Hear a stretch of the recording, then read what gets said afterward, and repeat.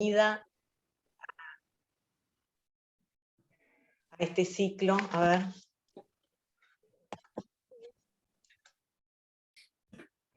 Empiezo nuevamente. Les damos la bienvenida a este ciclo de charlas de los martes de la Escuela de Psicoanálisis Sigmund Freud de Rosario.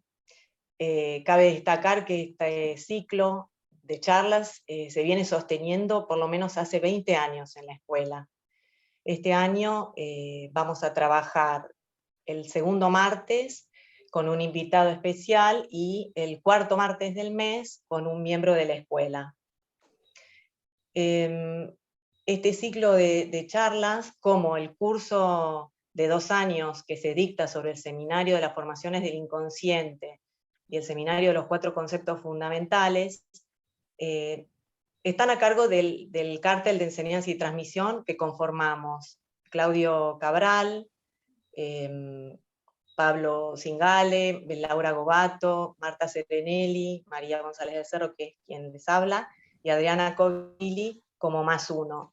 Hemos propuesto este año como tema las intervenciones de los analistas en el inicio de la práctica, siguiendo un poco el hilo de lo que se trabajó el año pasado, que era inicios de la práctica en la formación de los analistas.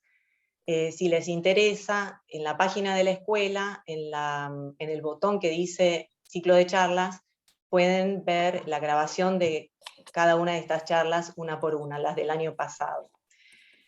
Todo este trabajo ha sido pensado en el marco de una apertura a la comunidad, con exposiciones libres, yo diría coloquiales, y en muchos casos con un carácter testimonial.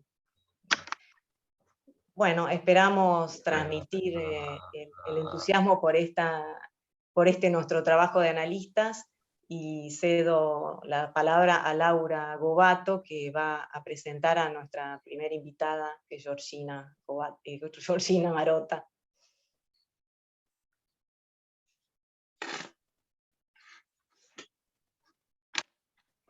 Está silenciada, Lauri. No se escucha.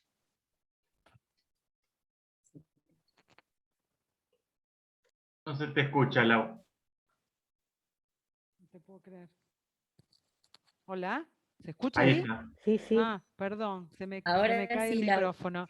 Bueno, perdón, Yor. Bueno, tengo el enorme gusto, indisimulable, porque es mi amiga, de presentar hoy a Georgina Marotta, miembro de la Sigmund, psicoanalista, artista plástica, integrante de la Escuela de los Artistas, y quien fuera la secretaria académica en la gestión anterior de la comisión directiva.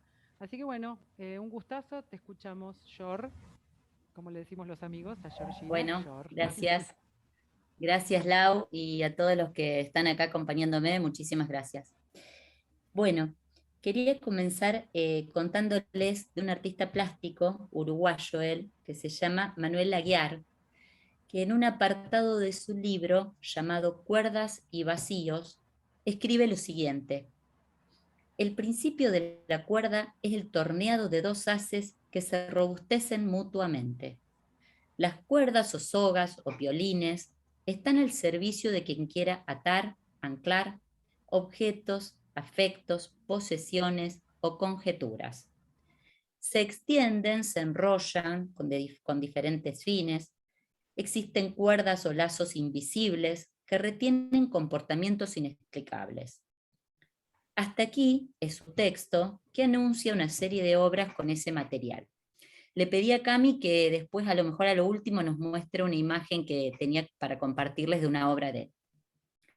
El título, que me apareció, digamos, de repente, se llama En la cuerda floja, y fue producto de una ocurrencia que me sorprendió. Me hizo despertar del sueño de la razón. Y despertó no solo mi apetencia de sentido, sino la de una amiga que me envía el significado del nudo marinero. Traté de enlazarlo con el texto que venía escribiendo. El nudo marinero es importante a la hora de navegar con seguridad. Tiene que ser fiable para que no se afloje por sí mismo y sin embargo se debe poder desatar con facilidad cuando haya que hacerlo. El que manipula la cuerda elige la función del nudo y el destino que le da a la cuerda. Hasta allí es la definición de Google. Sabemos que ante un real, el que se nos presenta en la clínica, como lo que no anda, o una tormenta o una pandemia, será importante estar anclados. Las cuerdas se anudan, se desanudan, se tensionan, se aflojan. Y la experiencia de un análisis, si están dadas las condiciones, puede torcer el destino de la cuerda.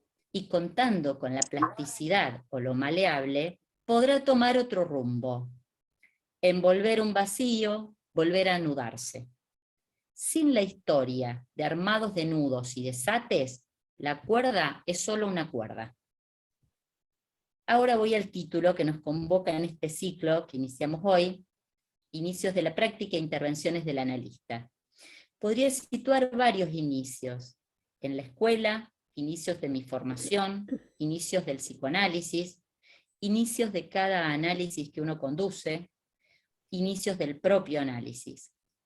Esta invitación, que agradezco mucho a los organizadores, me permitió recordar y reconstruir lo que fueron los inicios de mi práctica. Agrego estos datos, que a la hora de elegir una carrera universitaria comencé 2, Bellas Artes y Psicología, pretendiéndolas separadas por una O. Así dejé la carrera tiempo después de Bellas Artes, en realidad abandoné la formación académica que la facultad me ofrecía y seguí mi formación artística en otros espacios. Mi primer trabajo fue un taller de expresión plástica. Años más tarde tenía mi propio taller. Me recibo de psicóloga, a la mañana trabajaba en una institución y por la tarde transitaba el camino del lenguaje plástico. Tiempo después, dando cuenta de mi práctica, pude agregar la interjección y, ya que las cuerdas del psicoanálisis y el arte estarían siempre anudadas. Voy a citar una experiencia de los inicios de mi práctica, cuando ya estaba recibida como psicóloga, pero recibo a un joven en mi taller que llega nombrado por su analista como un esquizofrénico. Lo deriva por su interés en un quehacer artístico. Y él me advierte de los actos violentos, que en realidad pegaba a todo el mundo. Se establece con él un encuadre de trabajo, con tiempo, espacio, y la enunciación de una regla inicial. Yo le expresé que tenía miedo y que no me podría pegar, que ese sería el límite para dejar de trabajar con él, pero que a cambio de esto recibiría todas sus ocurrencias para trabajar con el lenguaje plástico y sus palabras. Así fue que acepté trabajar con la diversidad de materiales que él proponía, que no eran convencionales. Frutas, verduras en descomposición, elementos que traía de la basura, además de pintar, hacer grabados y todo lo que iba pasando. ¿Por qué pienso esta experiencia, sin nombrarme analista, como inicios de la práctica? Porque creo que allí jugaba, sin proponérmelo, como ya dije, sin nombrarme analista, se jugaba lo que me causaba. Los inicios de mi autorización, la abstinencia, y lo que se fue armando con este joven, que fue un texto de palabras, pinturas, dibujos, grabados. O sea que allí se pudo leer los efectos en su subjetividad. Cierta estabilidad lograda, la presencia de un nombre, artista plástico, para nombrarse y ser nombrado. Así devino la posibilidad de exponer sus obras, de vender algunas también. Esta experiencia duró 10 años, ininterrumpidos, con una frecuencia de 2 veces semanales, y durante este transcurso fueron varios los analistas que pasaron con él. Yo me ocupaba de decir una y otra vez que no era su analista, entendiendo que la gravedad del caso me aliviaba de no serlo. Tiempo después, una vez ingresada a la Escuela de Psicoanálisis, a la Sigmund, participando de un cártel sobre psicoanálisis y arte, me fue recién ahí posible teorizar sobre esa práctica y plantearme algunas preguntas. Una era, ¿quién ocupaba en esa práctica el lugar del analista?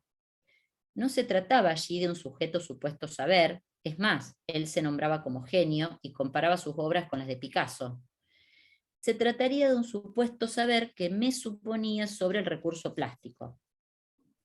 Ahí leí un texto de Jacques Nassif, que me gusta mucho, que se titula, voy a extraer un pedacito, se titula No soy psicoanalista.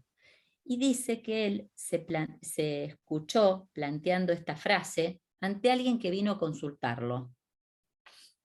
Y dice que su posición sí era su posición de escucha, pretendía ser la de un analista, que si se hubiera podido expresar en castellano hubiera dicho no estoy como psicoanalista de antemano, se tratará de una invención, de volverse uno en la práctica misma. Hace algunas semanas nos encontrábamos en el acto de apertura de la escuela, donde se proponía allí un interrogante acerca de la formación del analista, con una pregunta. A partir de una ponencia surge allí la pregunta de cómo nos nombramos. Si psicoanalistas, si psicólogos. Se nombró allí al no analista, en relación a alguien que, formado como psicólogo, estaría causado por el discurso del psicoanálisis. Y recuerdo una acotación que hace Guillermina Díaz, que dice que esta es la posición del analizante. Me resonaron estas palabras en relación a la primera experiencia que les conté. Ya que un análisis sabemos que no se define ni por qué hay un analista ni un título, y que se puede estar como analista en un caso y no en otro. Bueno, paso a la segunda viñeta clínica. Ya practicando el psicoanálisis, recibo a una joven que estaba internada en una institución psiquiátrica con varios intentos de suicidio, con una decidida negativa a hablar con un analista. El pedido de consulta proviene de su psiquiatra, sabiendo de su recurso con el dibujo. Me interesa solo comentarles esta experiencia, cómo se introdujo otro lenguaje, el que ella disponía para decir. Hasta el momento, las escenas montadas hacían presente su recurso a la actuación. Sitúo el día que voy a conocerla. Entro a su habitación, la mamá, pido permiso, la mamá me abre la puerta, me deja a mí adentro de la habitación y cierra la puerta. Ella estaba totalmente tapada con unas sábanas. Entonces yo me presento, no me responde, y solo lo hace cuando le pregunto por su carpeta de dibujos. Ella se levanta, me la trae, y se arma así de inmediato el 3, ella, yo y sus dibujos. Yo empiezo a mirar la obra, ya no la miro más a ella, y hablando en voz alta, voy preguntándole sobre las técnicas usadas. Ella dialoga conmigo en un mismo lenguaje. Días después acepta venir al taller. Digo el taller porque no la esperé en el consultorio, que en ese momento estaba a la par, sino en el taller. El escenario montado para ella era una mesa con diversos materiales plásticos y una producción que devino palabra. El entramado de la transferencia tuvo lugar, y así el enunciado de la regla fundamental, pero que además de caer las palabras que le vengan a la cabeza, sin censurarlas, estuvo siempre presente su hacer con las manos. Piezas de cerámica, trabajos de escultura, regalos que hacía su familia. Durante 2 años trabajamos juntas. Les comparto otra escena, con una paciente que insistía en cortarse el padre. Me pregunté, ¿estaban esas marcas, dibujos sobre sus muñecas, escritura oculta ante los demás, que a mí me mostraba, como marcas a ser leídas en la escena analítica? Supervisión mediante, le propongo una sustitución, papel por piel. Y durante un tiempo dibujó, rasgó, recortó, pintó una figura humana. ¿Cómo entramar esas con palabras ese real? Ni yo ni ella sabíamos de qué se trataba ese acto. Georgie, volvés sobre esa frase última, George. Sí, se cortó, Georgina.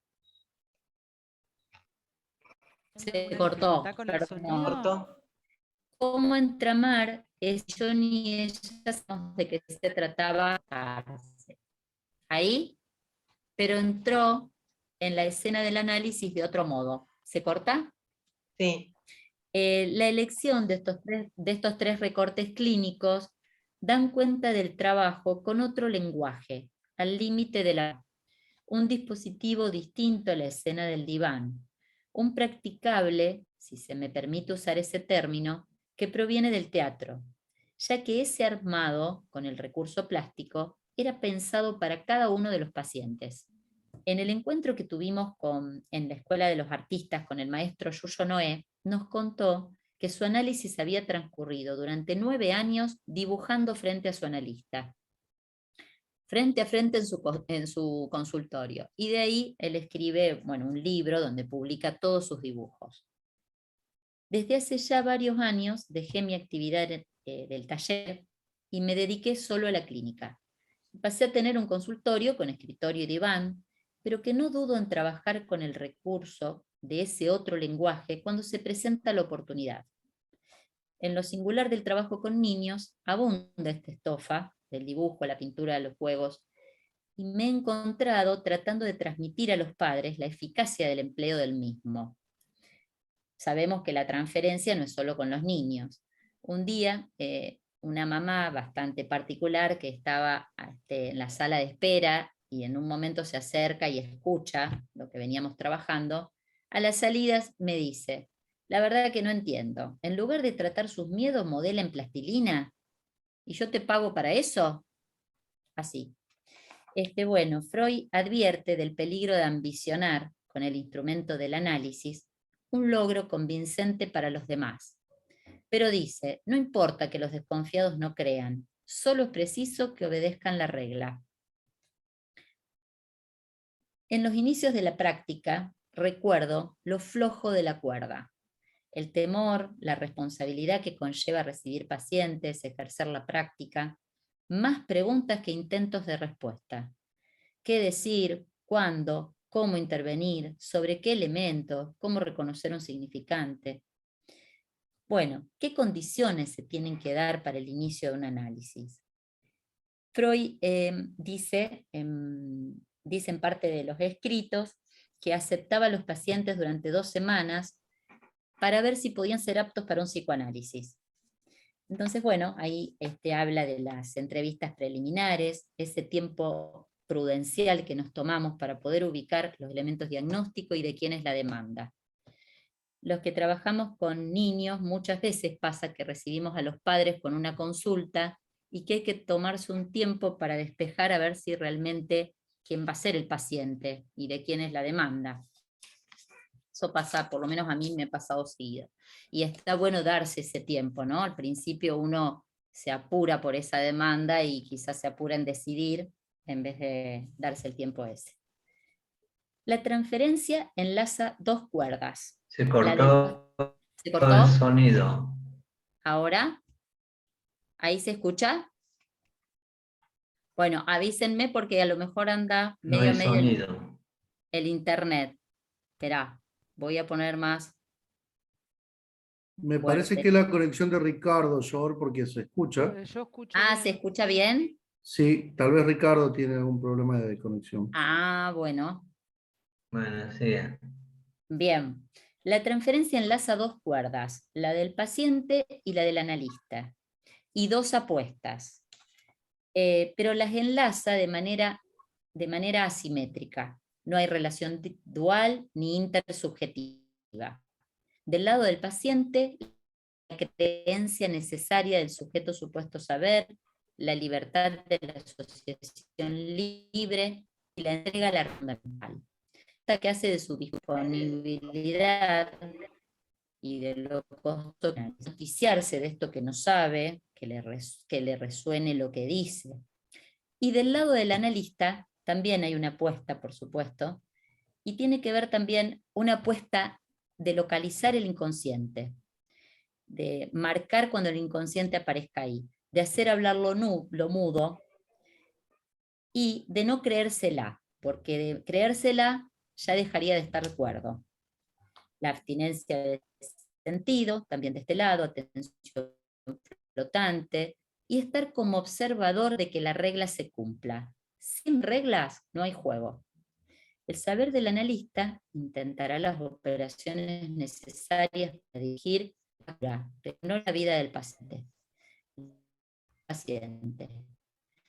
Y él tiene la responsabilidad de la aventura que va a comenzar.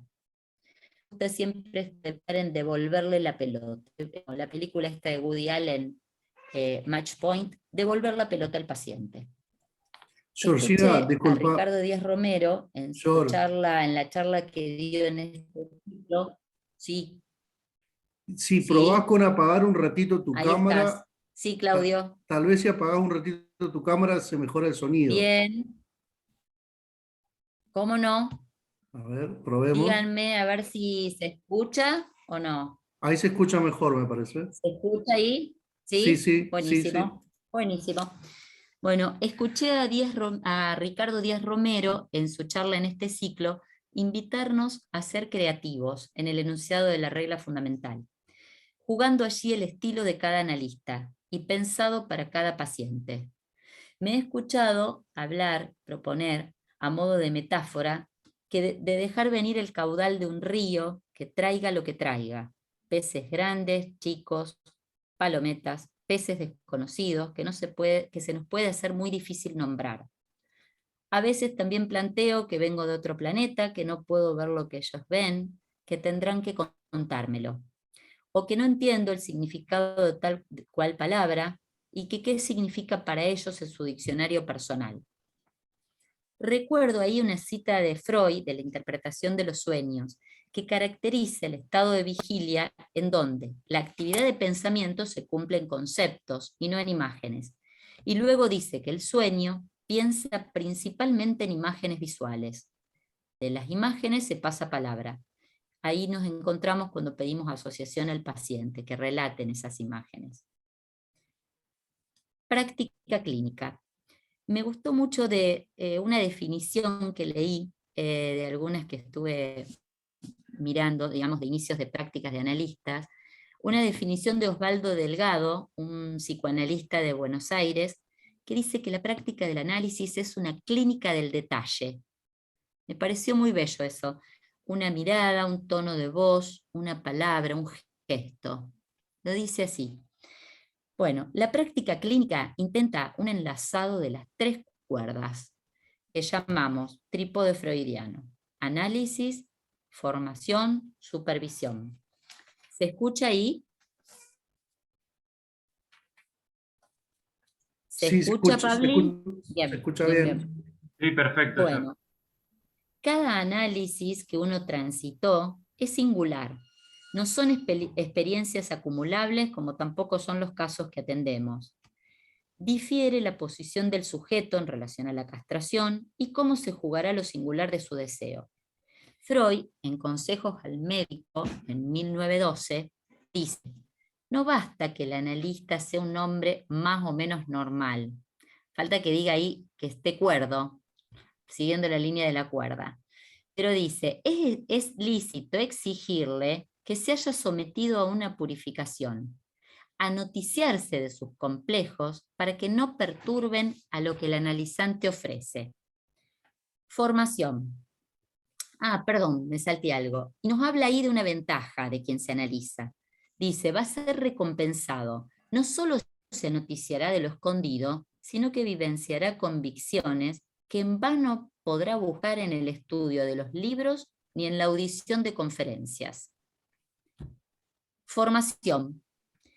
En el año 2010 ingreso a la querida Sigmund y realizo un dibujo para el flyer de una jornada sobre análisis con niños.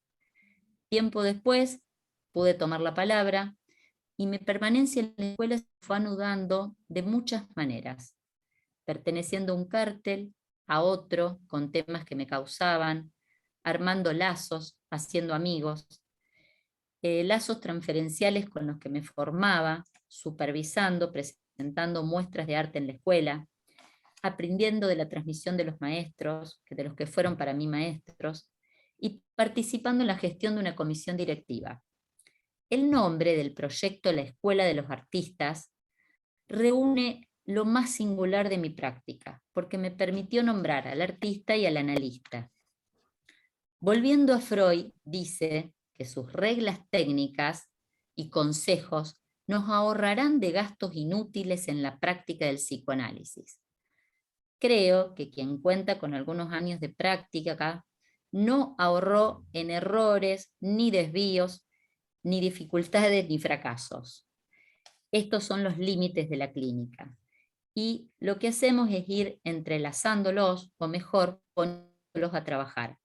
En esa línea aparece la necesariedad del análisis de control, con los lazos que hemos construido, en donde nos encontramos con preguntas de la práctica, con lo que nos hace obstáculo, nos dificulta el encuentro con lo real, con prejuicios, resistencias propias, dificultades, como muchas de estas son las que me han pasado y me pasan.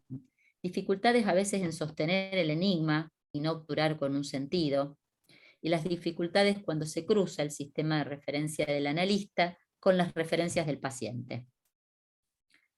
Vuelvo al título. Tomo ahora la metáfora de la cuerda como recurso que condensa lo maleable y lo reglado. Los nudos no se hacen de cualquier manera, son necesarias las reglas. En el texto de 1913, sobre los inicios de tratamiento, Freud presenta las reglas como consejo. Dice, no pretenderlas obligatorias, ya que la diversidad de las constelaciones psíquicas, la plasticidad de los procesos anímicos, se oponen a una mecanización de la técnica. Y retornar hoy a los escritos técnicos me permitió revisar los inicios de la práctica y preguntarnos hoy. Allí se enuncia que nunca es obvia la respuesta por las cuestiones técnicas.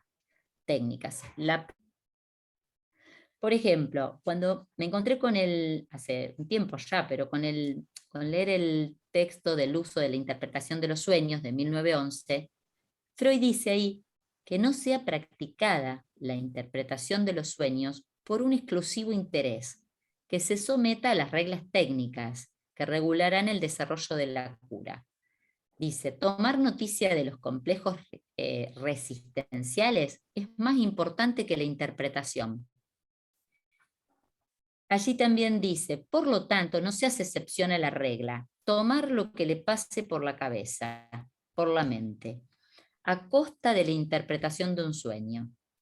Dice, hay que educar al analizado de que el análisis hallará material para continuar, aporte el sueño. Por eso dice, no duda de que se pueda interrumpir y que no hay que traerlo en la sesión siguiente, sino que cada moción de deseo que trae un sueño retornará en otro sueño, siempre que no sea entendido ni se sustraiga al imperio del inconsciente. Acá les cuento que yo tengo que reconocer que he tenido como un interés especial en los sueños, digamos, preguntándole desde hace mucho tiempo ya a mi familia y a todo el mundo apenas nos levantábamos en las vacaciones o algo, ¿qué habían soñado? Bueno, y me di cuenta que esto se trasladaba evidentemente a los pacientes y que me encontraba demandándoles sueños, como aconseja Freud no hacer. Bueno, así fue el reconocimiento de eso que me pasaba. Después también era una preocupación para mí cómo registrar lo que traían los pacientes. El temor a olvidarme, el temor a confundir el material de un paciente con otro. Esto era para mí una preocupación importante. Me llevaba un arduo trabajo porque después de las jornadas me ponía a escribir, pero mucho. Me daba cuenta que escribía demasiado. Bueno, después cuando Freud, en los consejos de Freud dice que claramente que desautoriza tomar apuntes por temor a fijar un fragmento y eliminar otro. Dice, allí el analista no hallará más que lo que ya sabe, si de lo que se trata es de alojar lo no sabido. Indica ser prudente para esperar a que sea el paciente el que muestre el camino, así como nunca comenzar una sesión con palabras del analista. Ante la tarea esta del registro del material que trae el paciente, él dice, es muy simple, no fijar, atender la atención flotante. Se procede mejor como al azar, dejarse sorprender por los virajes, abordándolos con ingenuidad y sin premisa. Bueno, leí hace poquito releí en realidad un libro de Isidoro Beck que me pareció muy interesante, digamos que es el que habla sobre intervenciones del analista, intervenciones en la práctica. Lo voy a nombrar solo algo muy chiquito, digamos. Él sitúa varias intervenciones, como situar al sujeto frente a sus preguntas, bueno, varias intervenciones que pone una tras otra, pero dice que las nombra como un ejercicio de libertad. Dice, digamos, como que ese despliegue de una intervención tiene que ver con la libertad y la autorización que va ganando el analista. Yo lo entiendo de esta manera, digamos, que con los años de práctica y de análisis se va ganando poco a poco esa libertad de dar lugar al estilo singular para intervenir caso a caso. En la soledad de la clínica contamos con la posibilidad de hacer lazos, la tantas veces escuchada frase de Lacan: el analista es al menos dos, el que lleva adelante su práctica y el que teoriza con otros. Y es el deseo el que nos causa para estar hoy reunidos en este inicio de charlas. Para terminar, voy a repetir la frase del inicio. Y le pido a Cami, si está por ahí. ¿Estás por ahí, Cami? No la veo a Camila. Bueno, no importa. Cami iba a mostrarles una foto. Ah, pero ya está Cami. Sí. Una foto de una obra del artista que les conté, que yo no lo sabía poner en pantalla. Bueno, Mirá, para terminar entonces repito esta frase del inicio. Yor, ¿me escuchás? ¿Sí? Hola. Sí, necesitaría, Sí, Cami, te escucho. se me habilita como administradora para poder compartirlo. Bien, bueno, no hay problema, si no, no pasa nada. Pero bueno, dale. ¿Está Giselle por ahí? ¿No? No la... Me ocurre es esto. No hay problema, Cami. Después, ahí está habilitado, Cami. Ahí está habilitado. Bien. Ah, ahí lo habilitó, Cami. Ya estás habilitada, Cami. Gracias, Gise. Por favor. Bueno, para terminar, les voy a repetir una frase del inicio. Una cuerda sin historia de enlaces y desates es solo una cuerda. Bueno, esto es lo que traje para compartir con ustedes y me gustaría que, ojalá que podamos charlar un rato, si es un ciclo de charlas, entre todos sobre lo que quieran. Gise, ¿me podés habilitar pero al otro? Así. Muy bueno, Yor, gracias. Buenísimo, Yor. Bueno, muchas gracias.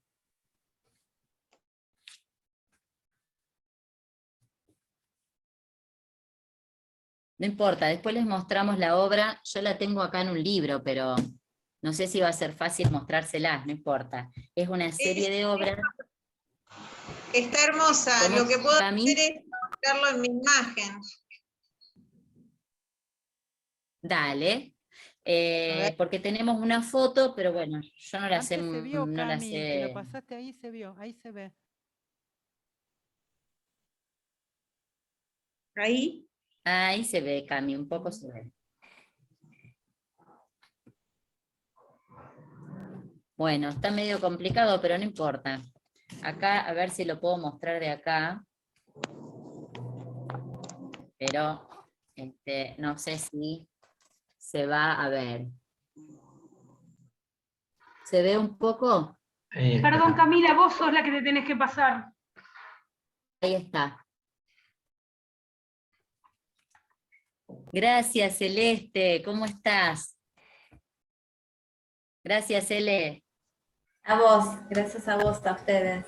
Un placer. Va a haber un espacio ahora de comentarios, de preguntas para quien quiera participar. Bien. Creo que Adriana Sanón levantó la mano.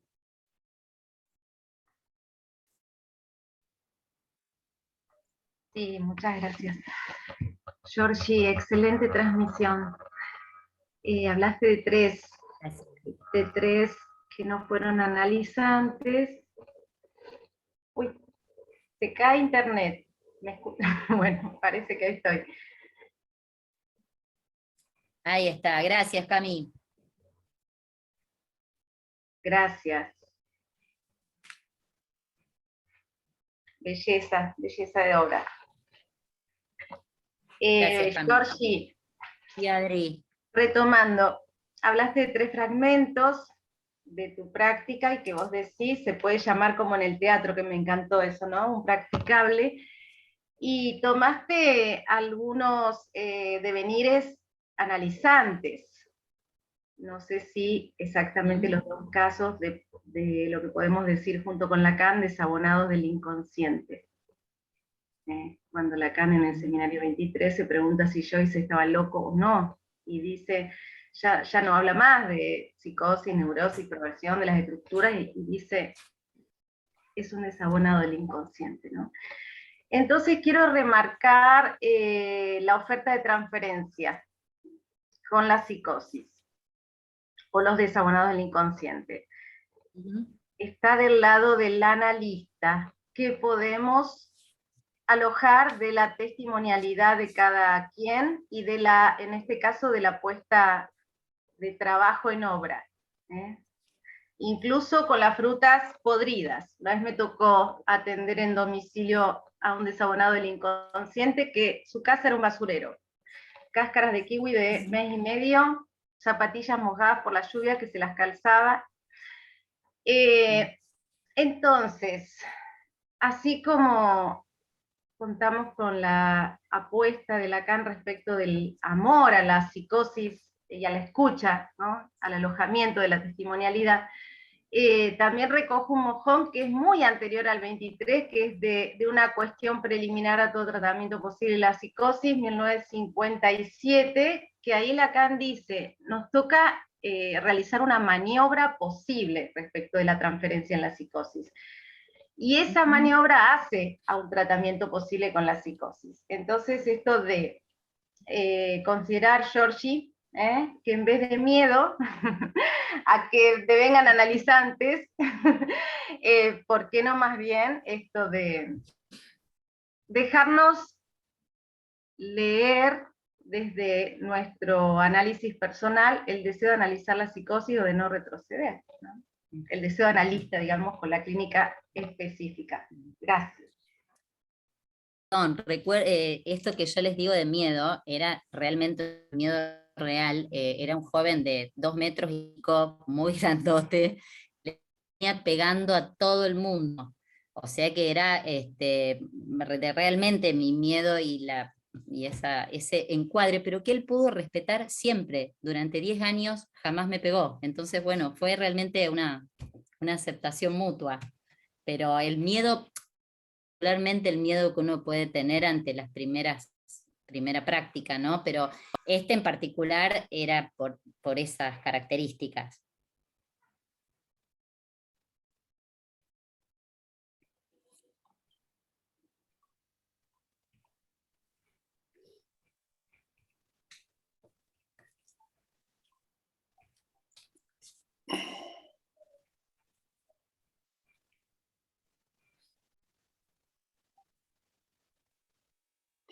¿Puedo decir algo? Preguntar, no sé si está lista, ¿hay una lista? No, creo que no. Bueno, ahí vi de vuelta como las imágenes de los nudos de la soga del artista, que me parecen bárbaras. Y me quedé pensando del lazo campero. El lazo campero tiene 3 puntas. Se hace de más, algunos lo hacen más, pero nunca de menos de 3 puntas, de tres sogas, ¿no? Y, digamos, el uso corriente, ¿no? Del lazo campero, el que hace lazo. Y como vos continuamente, Georgina, hablabas del lazo, ¿no? Del lazo al de la transferencial. De tres, siempre de 3, ¿no? Y también denominaste la cuerda, y yo la noté, ¿no? Como con dos características, maniable y reglable.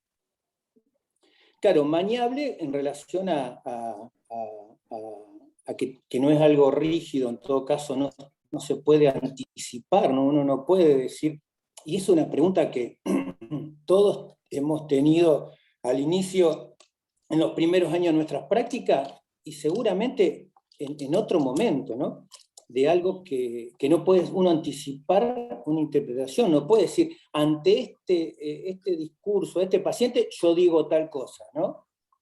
Pero me gustó también lo reglable, porque lo llamativo que lo reglable en Freud es la regla fundamental, que es llamar a la ocurrencia, a la espontaneidad, ¿no? Es un reglable medio raro, ¿no? No es una regla estricta, aunque entiendo que uno tiene que poner reglas en el consultorio, ¿no? Bueno, entonces pensaba esto también del lazo que campero, que es algo maniable en la interpretación también, y en lo reglable, de la regla fundamental, que es la regla que hace dar lugar a lo que vos decías, tirar la pelota al otro, ¿no? Le tira la pelota al otro. Porque cuando queda la pelota, y me acuerdo de la película, que cuando le queda la pelota en la película Match Point, ese hace un desastre, ¿no?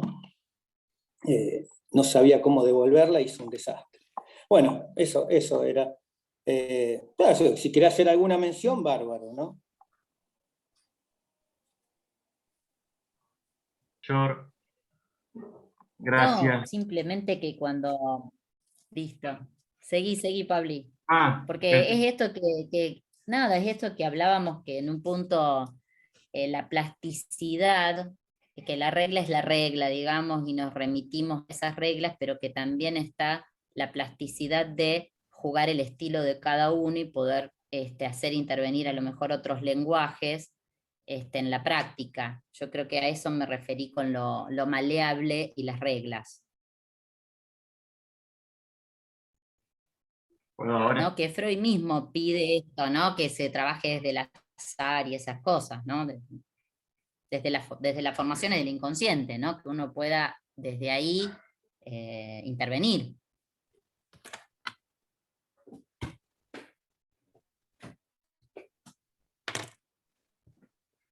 Iba a decir, bueno, ahora creo que terminaste.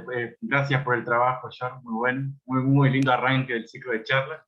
Y dos cosas te iba a decir. Una en relación quizás a lo que comentaba recién Diego, que me llamó la atención como lo que trajiste en relación al nudo marinero, que tiene que tener seguridad para navegar y que al mismo tiempo tiene que ser fácil de desatar. Bueno, eso como que me llamó la atención, desconocía eso. Y después, algo que me pareció muy interesante, y no sé si querés retomar o ampliarlo, la cuestión del otro lenguaje, sobre todo en relación a tu clínica, que lo dejaste ahí dicho, pero en esta no sé si llamarla intervención, pero de esta chica que fuiste a la casa, y que cuando ella te muestra los dibujos, vos le decís algo así como, algo de la obra, en relación, como que lo nombrás como una obra eso, ¿no? Eso me llamó la atención, eso en relación al mismo lenguaje, captar eso. Gracias, Yor, este comentario. Gracias a vos.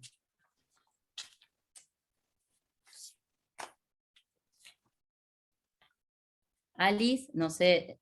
Sí, Alicia y después Marcela Pochettino. Ahí está. Estás muteada, Alicia. Saca el micrófono. Alice, está muteada. Sí, ok, ahí está. Puse la manito y me olvidé de mutearme. Bueno, te decía que muchas gracias, que me encantó la presentación.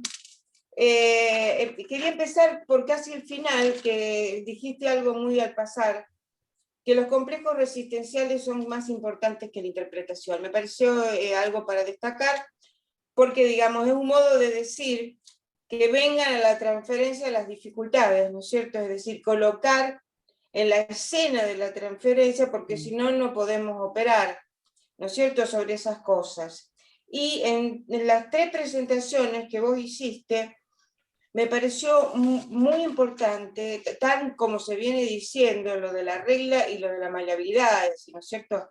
Que eso es el saber hacer del analista en la medida en que se deja tomar, no se hace tomar por el discurso.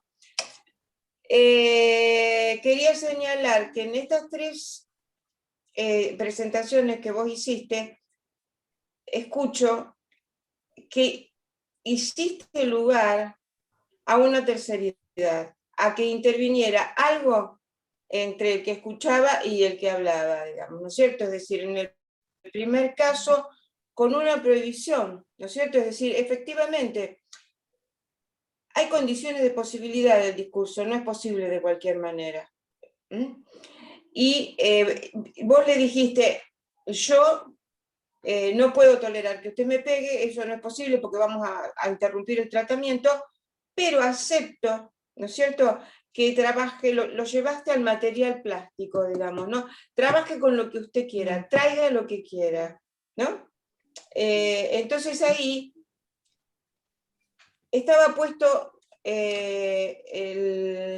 lo que al paciente le pasaba en ese material, digamos, ¿no es cierto? Ni en él, ni en el analista, o en ese momento vos todavía no estabas como analista, entre comillas, digamos, ¿no es cierto? Porque en realidad estabas escuchando desde un discurso, ¿no es cierto? Hiciste operar una abstinencia para ambos lados ahí. En el otro caso, la intervención que hiciste fue la de hablar de los dibujos. Es decir, también hay la posibilidad de un objeto, digamos, ¿no es cierto?, de algo, que no es ni la persona del analista, ni el paciente. Y en la otra es una sustitución de la piel por el papel. Es decir, posibilitaste, ¿no es cierto? Es decir, que ahí, digamos, es decir, bueno, le abriste el circuito narcisístico, ¿no es cierto? Es decir, bueno, mire, acá hay un objeto, digamos, ¿no? Y bueno, eso me parece muy importante, muy interesante, esos movimientos que posibilitaron que se diga, porque digamos, lo que uno intenta, sobre todo en los comienzos, es que se diga y ver qué se hace con eso. Y sobre la película Match Point, lo que yo recuerdo de la película Match Point, el final tan contundente que trae la contingencia, porque la pelotita queda suspendida en el aire, ¿no es cierto? Y no se sabe a dónde va a caer, no se sabe a dónde va a caer. O sea, incluye lo contingente. Y eso va más allá de la destreza de uno, de otro jugador, ¿no es cierto? Es decir, está la contingencia también, pero lo importante es que caiga, ¿no? Y creo que estas intervenciones, digamos, ¿no es cierto?, posibilitando ahí una terceridad, iban por ese camino. Bueno, nada más, gracias. Me encantó. Gracias a vos, Alice. No se puede trabajar así, Flor. Porque Camila, ¿qué vas a saber? ¿Cuál de las dos es? Marcela Pochettino.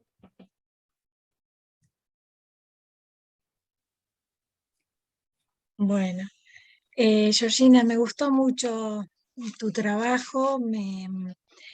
Bueno, tomé algunas notas que me parecen muy importantes y esclarecedores, los puntos en relación al dispositivo distinto de la escena del diván.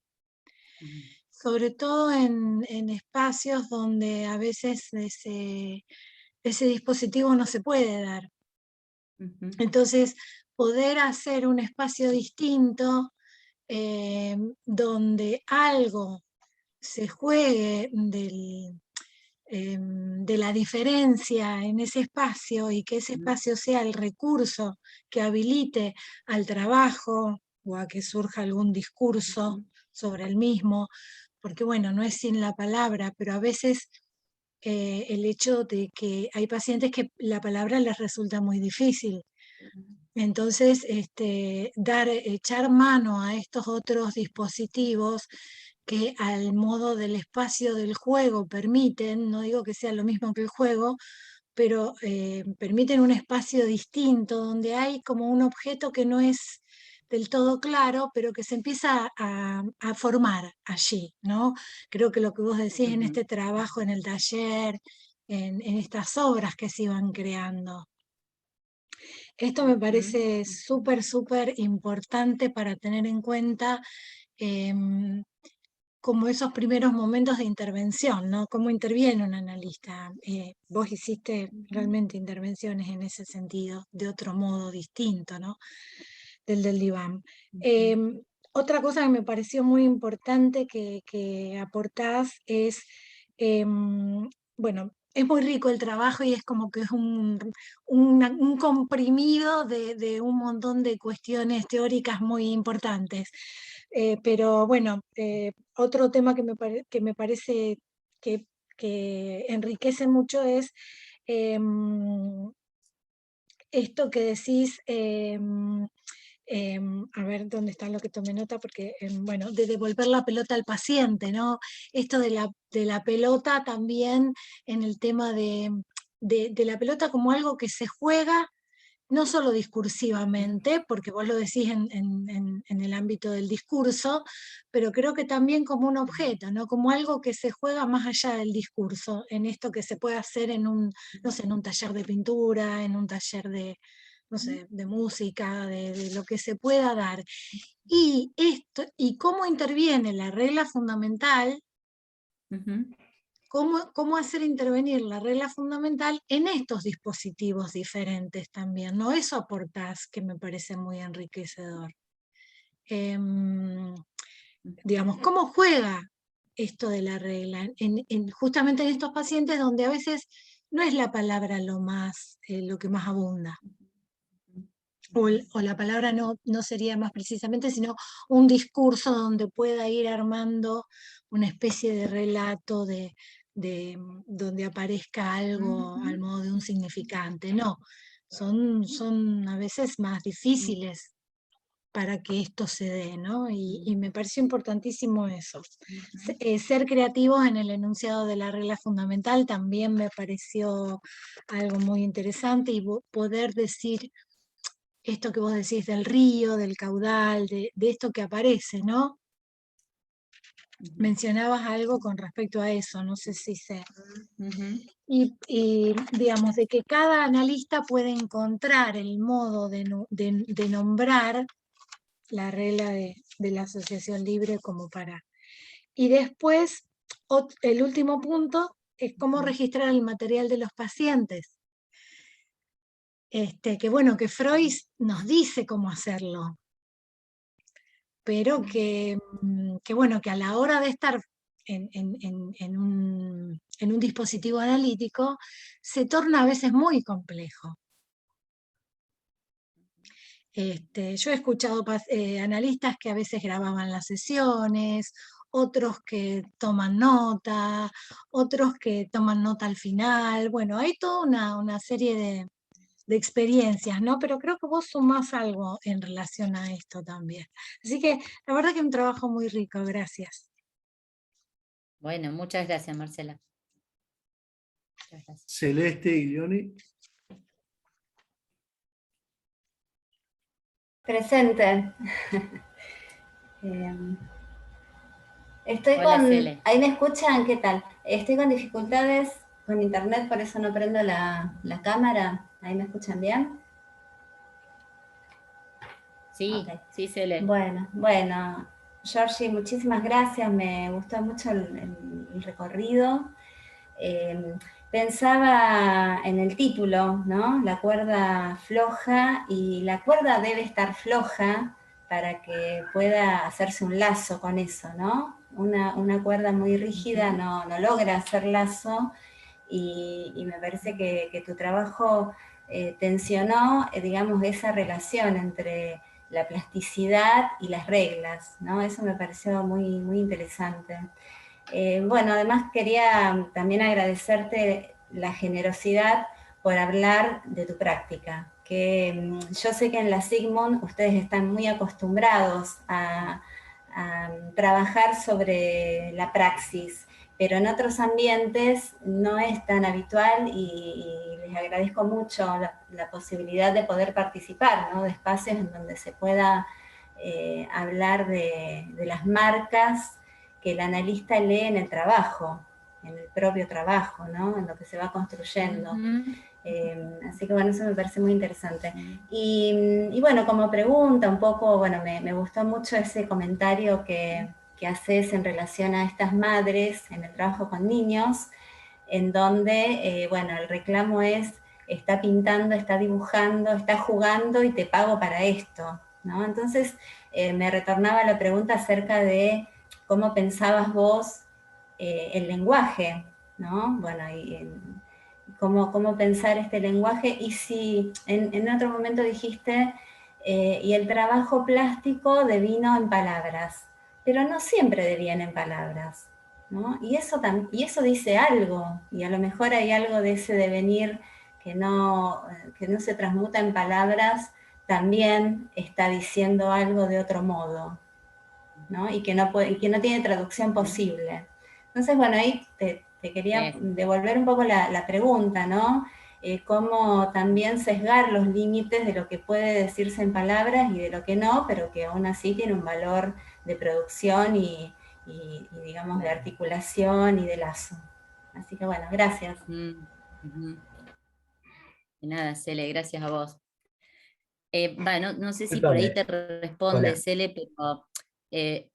perdón. No, adelante. No levanté la manito, lo único. Sí, perdón, Gerardo. Pero se me venían varias cosas. En principio, lo que vos planteabas, que después de terminada la sesión, vos inmediatamente escribías.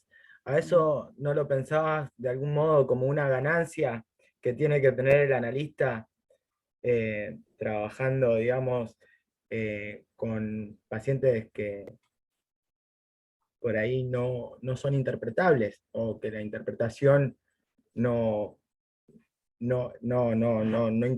sería no sería una intervención? Y por otro lado, pensaba que el psicoanálisis es la clínica de lo real, y construyendo estos tipos de talleres desde el lugar de la plástica, del arte, digamos, no estabas construyendo un real ahí, en donde el lugar de asociación por excelencia muchas veces se ubica en un diván, el lugar del juego se ubicaba en una sustitución del diván. Exacto. ¿Puedo responder ahí? Sí, Georgina.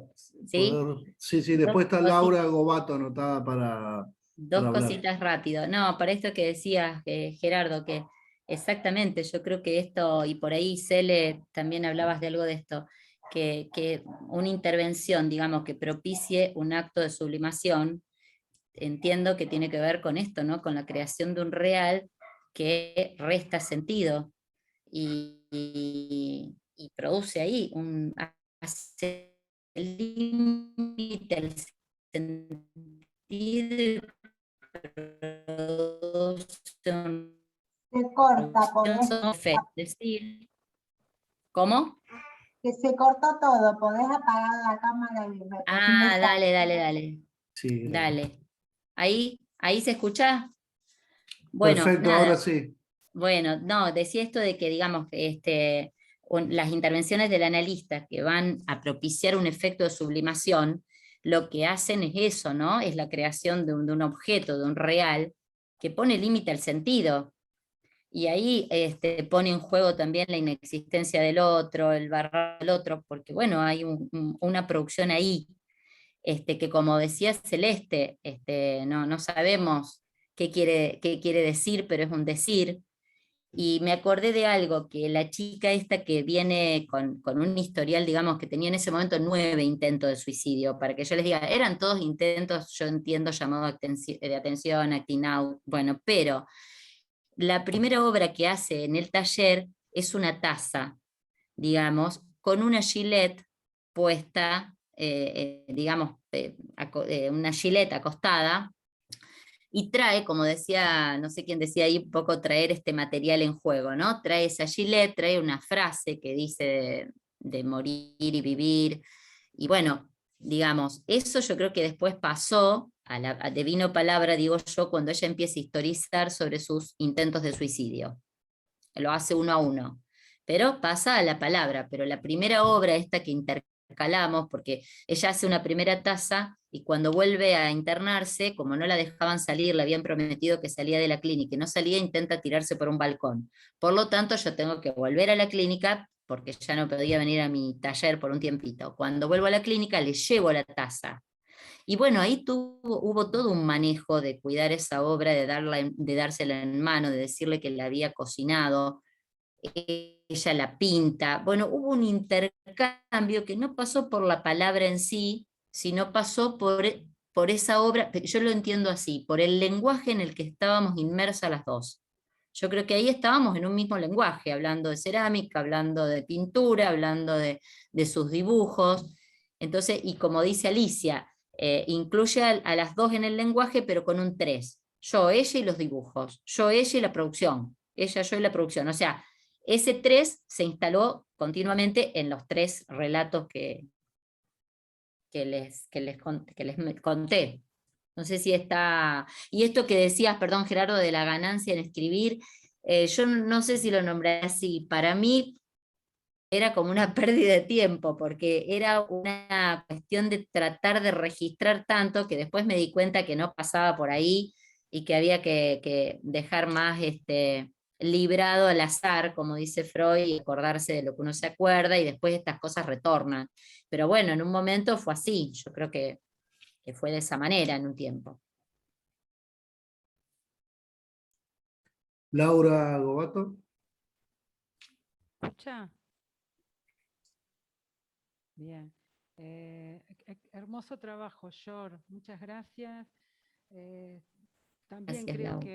que planteas riquísimas cuestiones que además, como decía María, testimoniales de un modo coloquial y a la vez con toda un entramado teórico que hace que, bueno, uno pueda tomar algunas cosas, las que a lo mejor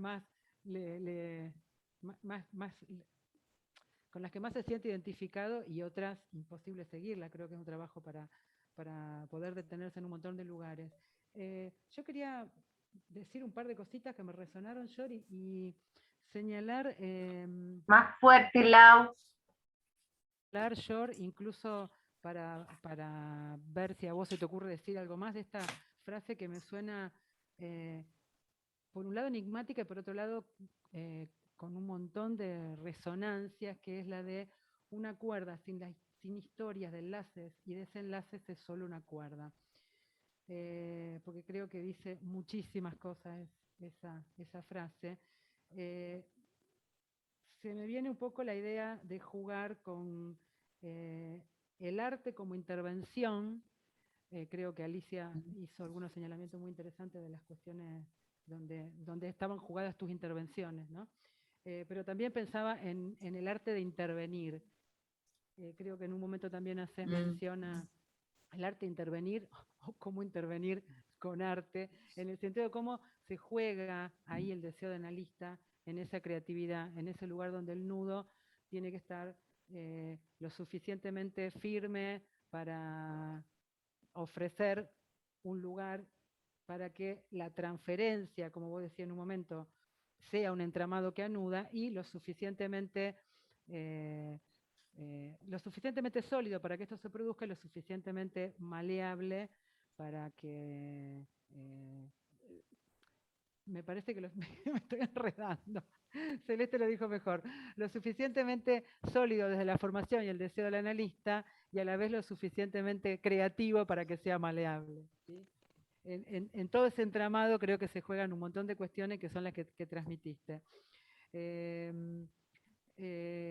Y creo que ahí la cuestión que planteas de que la cuerda sin historia de ese entramado, de la transferencia, de lo que se ofrece, del vacío, de lo que se produce, es solo una cuerda. Para que realmente funcione como un entramado que dé lugar a una cura, tienen que ocurrir todas estas cosas que creo que las transmitiste de un modo hermoso, además incluyendo tus propios, me sale decir orígenes, tus propios comienzos, ¿no?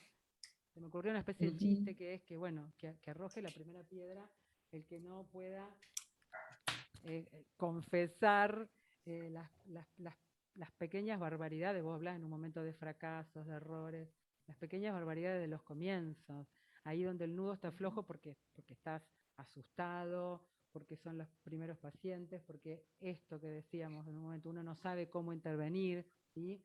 O aparece esto donde yo me creo que necesito quedarme con algo y escribo, o escribo porque tengo miedo, o escribo porque supongo que si no recuerdo no puedo intervenir. Bueno, y todas esas cuestiones que creo que también las transmitiste muy bien, tanto en el cagazo del comienzo como en esa especie de no saber, que lo planteaste muy bien en el primer caso, de ese haber estado sin nombrarte ni proponértelo en un lugar donde ya te estabas autorizando, ¿no? Creo que todo ese entramado lo hiciste pasar de una manera hermosa en tu trabajo.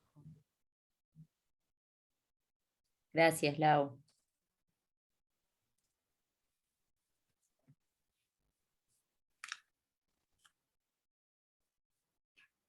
No sé si alguien más pidió la palabra o quiere hacer algún comentario. Tenemos todavía un tiempito.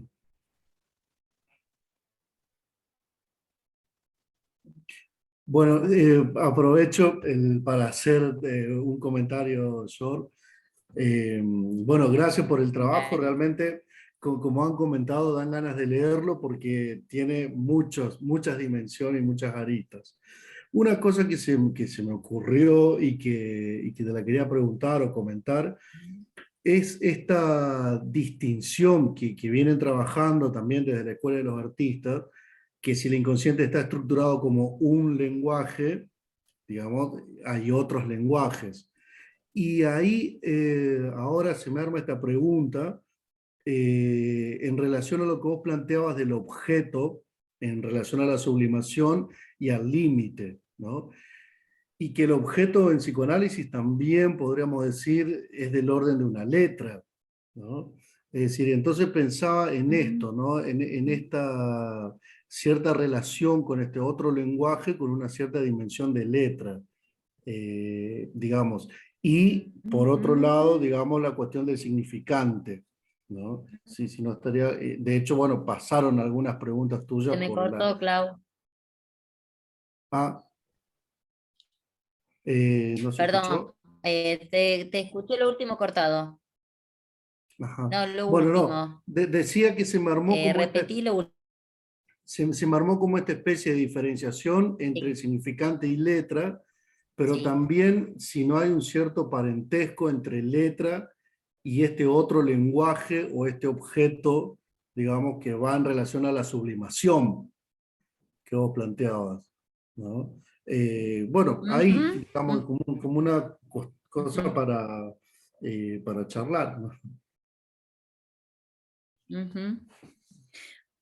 Bueno, no sé si te respondo eso, pero por ejemplo, una de las cuestiones con las cuales yo me encontré de por qué escribía tanto, tenía que ver con la referencia del dibujo de las letras, que eso era algo que había trabajado muchas veces en relación a que las letras son dibujos.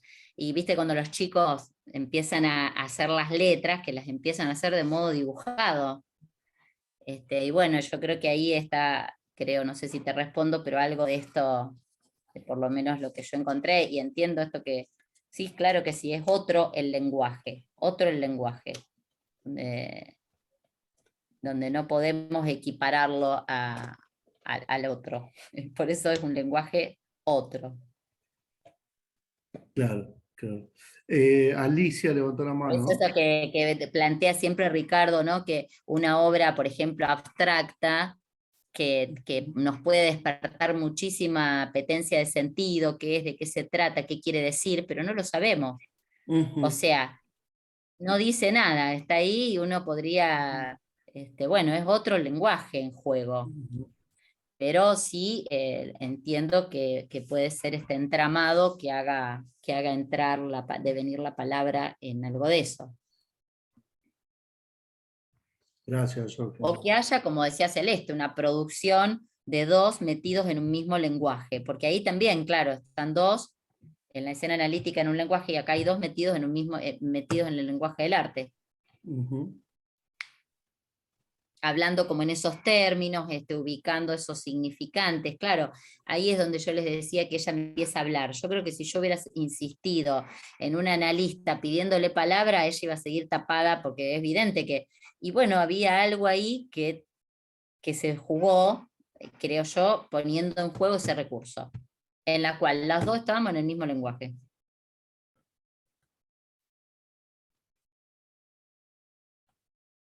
Genial. Alicia, está silenciada, Ali. Y ya me acordé. Bueno, mientras los escuchaba, pensaba en mi práctica con niños.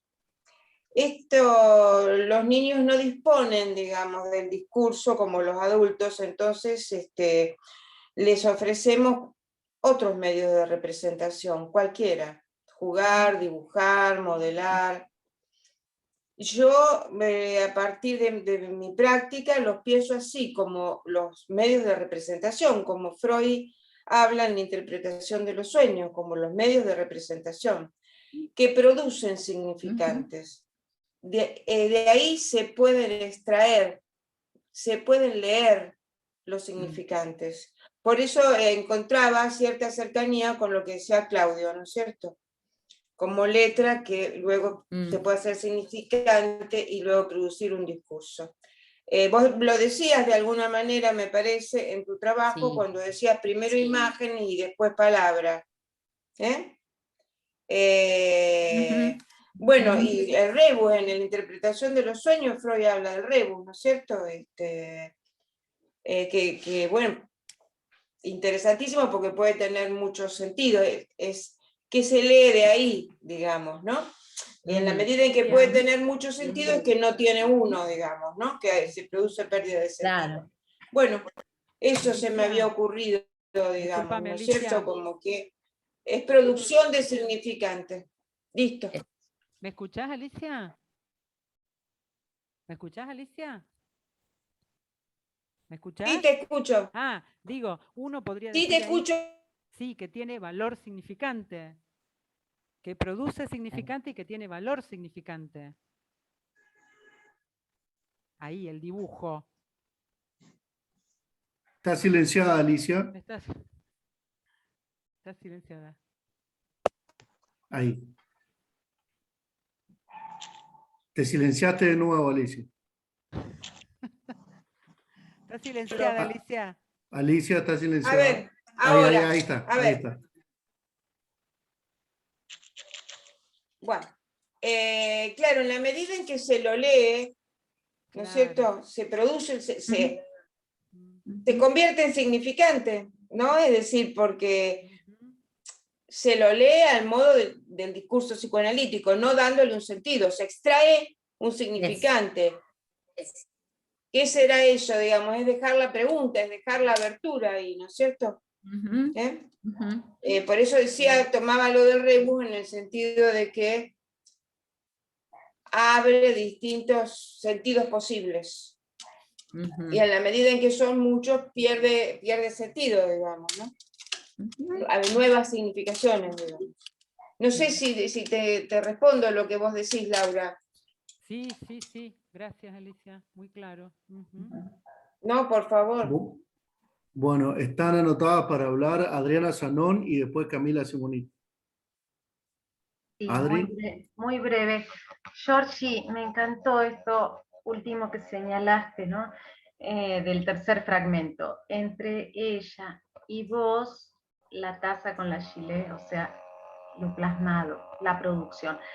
Voy a parafrasear a Héctor Yankelevich. Cuando se cumplieron los 40 años de nuestra escuela, que estuvo invitado en el ECU, dijo algo que me resonó mucho para mi clínica con la psicosis. Él dijo, se trata del savoir-faire, o sea, la escritura francesa con guiones medios, lo que refuerza más, digamos, la propuesta.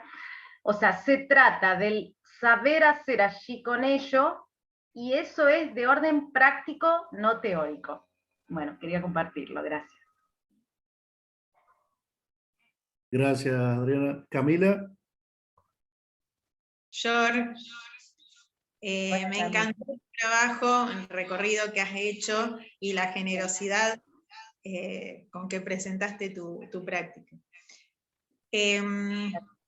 Con todo esto que vienen diciendo, solo un comentario nada más que se me fue armando, y que remite a lo que Lacan dice en el seminario 7, que el significante se hace con las manos, ¿no? Me retomó. Está buenísimo eso. Esto. Está buenísimo. Gracias, Cami. Gracias, George, por tu trabajo, me encantó. Muchas gracias.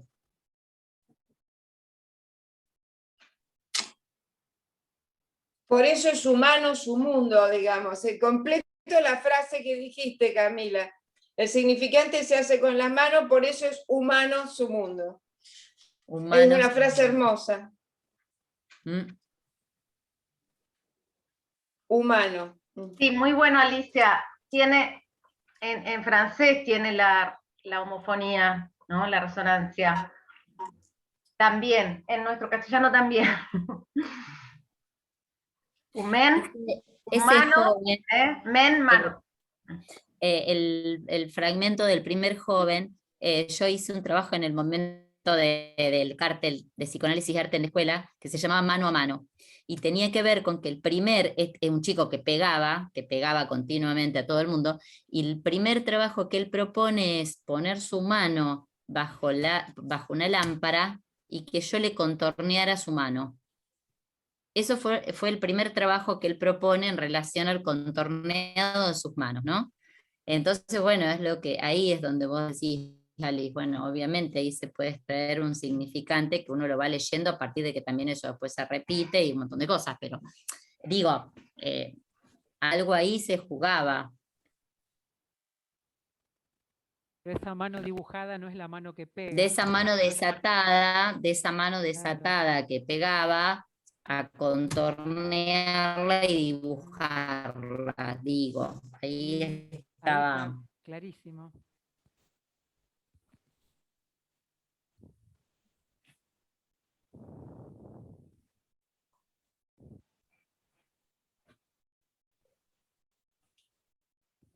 Bueno, creo que estamos llegando al tiempo.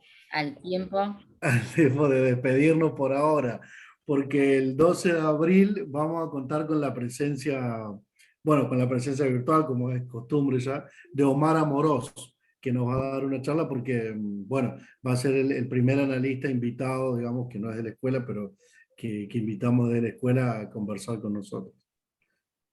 Bueno, muchas gracias, Georgina, gracias a cada uno de ustedes. Gracias, George. Gracias, Georgina. Nos vemos entonces abril. Gracias, George. Gracias. Chao, chao. Besos. Muy bueno. Gracias. Chao. Sí, muy bueno, muchas gracias. Gracias a ustedes.